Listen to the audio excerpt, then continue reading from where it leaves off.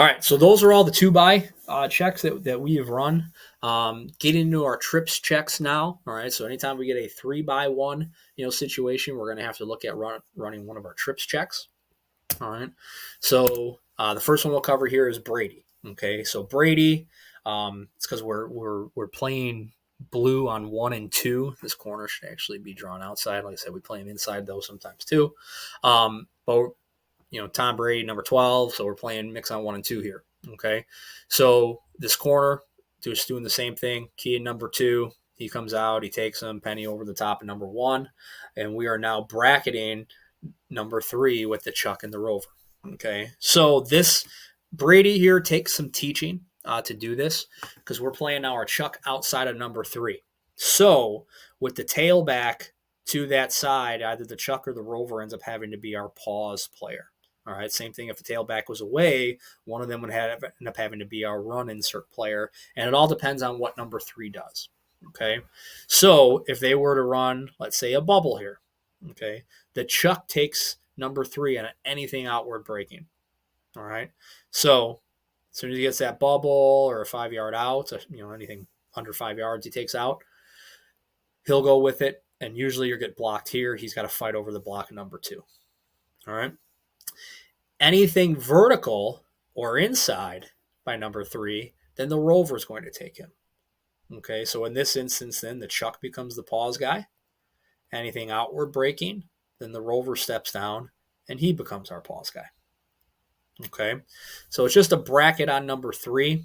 If you had tailback away and you get any sort of run action with a bubble out here, then it's the rover that has to come down to be in that run fit. Okay, so that's something that we do have to rep, quite a bit of. But it is good, especially if you have a good player here at your rover position and there's a solid wide receiver. You want to make sure you have those guys matched up with each other. I like this. We don't run it as much as we run some other trips checks, but it is something that we do have in our arsenal. And then these two are just playing their blue on 1 and 2. Anything this guy goes inside and it's a pass, our chuck just becomes our normal curl player. Okay, he goes to the flat and the chuck takes it. Now the rover becomes our curl player. Okay, so take a look at a clip here. So we're playing Brady. We also play Brady anytime we have a tight end at number 3. All right, so with this way we end up just playing blue on 1 and 2, and the safety has a tight end at number 3 there. Okay, so this is against a run look. So our safety is matched up with the tight end. So he comes down and fits off him. This is his run fit right here. Okay, our D end ends up snapping into the wrong gap here.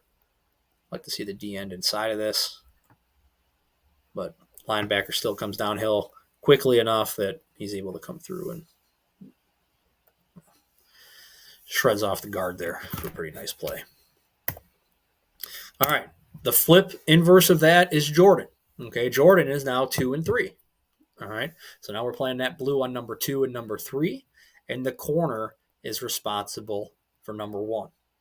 Okay, so this is a little bit more common for us. So now our penny is going to take an outside of line on number 2, and you can just pretend that this doesn't even exist. Okay, so right here, we're just playing blue on 2 and 3. And it's as if our penny is our corner, and here's our safety, here's our chuck. Okay? So the corner can zone off anything that's quick and underneath here with number 1. We've done it. We get a lot of teams that like to run this like a little snag concept here. We've kept the corner on that in years past. It all depends on what you want to do and what you guys are seeing. But he's responsible for 1, and we got our bracket here on 2 and 3, chuck in the curl. All right. So the nicer thing about this is your chuck is the one that's inside 3. So now your chuck is automatically your pause guy. If the tailback was away and you get a mesh, he's automatically your run, your insert player. Okay. So take a look here at 23. Mr. Jordan. So you see that penny comes down, you get the bubble. So the penny's got to take 3 to the flat. He triggers on it right now. Tailback 2, you can see our chuck does a great job there of pausing. All right, so he's going to be, if the quarterback pulled it, wanted to throw it, he's in the window of that number 2. And you can see our safety there, sees 3 go to the flat. So now he goes to 2, and he's got that inward break of 2. Great job of these guys dispersing these routes. Our corner's got number 1, but he's staring in the backfield and being very patient with that.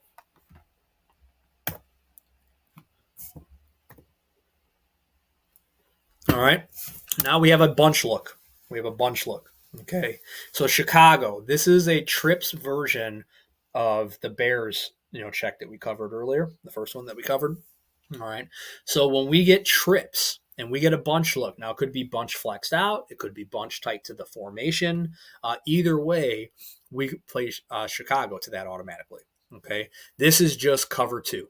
This is just cover 2 with the rover in the middle of the field taking the vertical release in number 3. Okay. So however you want to disperse these routes here, okay, do something like that. All right, this rover is going to take this inside release, the innermost route. The penny is going to pedal out right away, staying over the top and taking the second most vertical, all right, the first one out or the second one in. All right. The corner is going to be a hard flat player, but he continues to sink if nothing does show in his flat. And the Chuck is going to be our wall player, wall in any dig or anything that comes to him. All right. In the bunch sets, we like to teach our wall players to be more patient. Okay. We don't need to go chasing things and walling things in a bunch look. In my opinion, when you line your receivers up like this, you're already rerouting them for me. Okay. These guys automatically have to pause and wait for this guy to do that guy to do that, whatever the hell they end up doing there. Okay. But he can be more patient on that, knowing that they're already, there for a reroute. Okay. It's just like with all of our other calls. If this back were to flare out, all right, he's still going to push that. The Chuck is responsible for it. He replaces him in the curl. Okay. We've also used Chicago as a game plan adjustment. It might not be a bunch look, but hey, this week against these 3 receivers and the different route concepts that they do, we like Chicago, so we're going to call that this week the trips. Okay, again, comes down to game planning and how you want to handle things. All right. So this one here was a game plan thing for us. All right, so you see we're automatically going to be playing Chicago here. We got our Chuck inside of number 3, so he'll end up being the pause guy here with the tail back to him. We have our safety here opening up, looking at 2 and 3, could potentially be 1 coming all the way over. You don't get a lot of that. But looking for the innermost vertical. So you see our Chuck here does a good job of getting hands on and walling. All right, so he would normally wall number 3, but 2 and 3 run a switch concept here. So he does a good job of getting his hands on the new number 3 and then getting himself to the curl. It's a great job by the nickel there on that play. You can see the rover here, the middle safety, is taking the innermost vertical. That's a good job by him there. And then our penny and our corner playing cover 2. Penny's going to pedal himself out deep, stay over the top of everything. Our corner could be a little bit more patient. I don't like to see him sinking that quickly like that. And these cover 2 looks, he's not getting threatened vertically right now. He can be a little bit more patient. He knows he's got the safety over the top. All right, but still he does a good job of coming downhill on that number 1. All right. D-line does a good job winning. Makes the DB's job easy.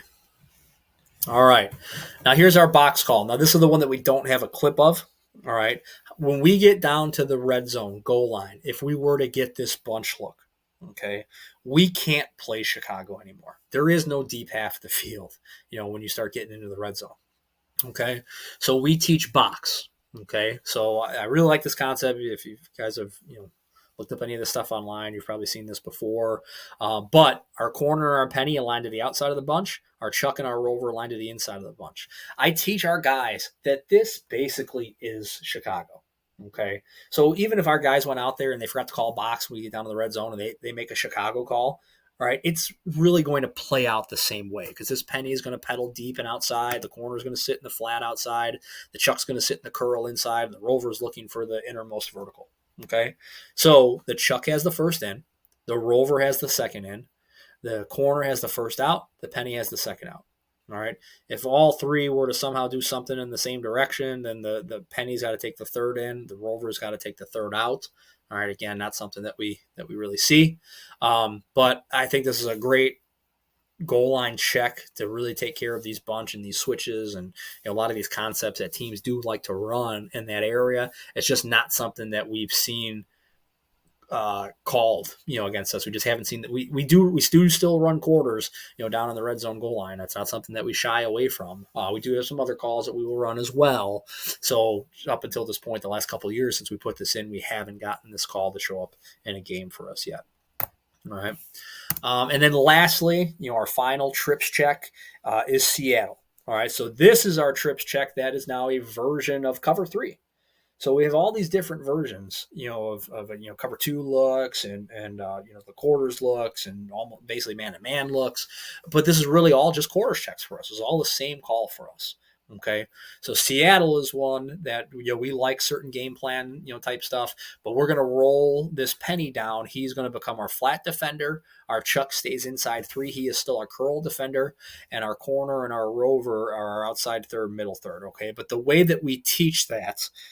All right, since there's obviously not a backside third, when we're playing this, we play what we call midpoints coverage. Midpoints coverage. So our corner is going to get himself inside of 1 and 2. Our rover is going to get himself inside of 2 and 3. All right. They need to be a little bit tighter to the inside man. Okay, so our rover will be a little bit tighter to 3. Our corner will be a little bit tighter to 2. And they are key in the release of their 2 guys. If either one of them break off, okay, so let's say we get like some verticals concept like this. Okay, our corner's key in 1 and 2. All right, once he sees 2 breaks off, then he is going to take all of number 1. Our rover is key in 3 and 2. Once he sees 2 break off, he is going to take all of number 3. All right, obviously the worst thing that we can get is the 4 verticals concept. Okay, so we try to stick away from this call if we get a team that runs a ton of 4 verticals. All right, but the way we would defend this is our corner would be in between number 1 and 2, tighter to 2. Our rover would be in between 3 and 2, tighter to 3. And then we want to invite them to make that throw. Okay. Especially the way, though, that a lot of teams, run their 4 vertical concepts. Most of the time, that guy's going to sit. All right. He's going to release vertical. He's going to see this corner playing deep and inside, and he's going to run. He's going to convert that to a comeback. In which case, now our penny, he's going to wall 2. All right. Try to funnel the release of number 2, and then buzz out underneath number 1. Okay. Our Chuck is going to wall the release of number 3, and then look for the curl route coming back in from 1 and 2. All right. Back flares out. Get a push call from the Sam. Chuck would take it. Sam would replace. Mm-hmm. So buzz has been good for us in certain instances, especially in the screen game, because this penny doesn't get picked up for us a lot because we don't roll him down that often. So you see he comes downhill here, and it's going to be all over that bubble. We've had a few kill shots in this scenario, him coming down doing that. But our Chuck does a good job here pausing. He's got tailback too, so actually I'm sorry, he triggers a little bit on that. He needs a pause. All right, but causes the ball to be given. Corner comes in the other side, makes a nice tackle. All right, but you can see both the safety and the corner need to get depth in this. So our safety starts working back right away. All right, now given the splits of these receivers, he doesn't have to widen himself too much. And the corner should be a little bit more inside number 1, but not in bad shape either. He's got good depth.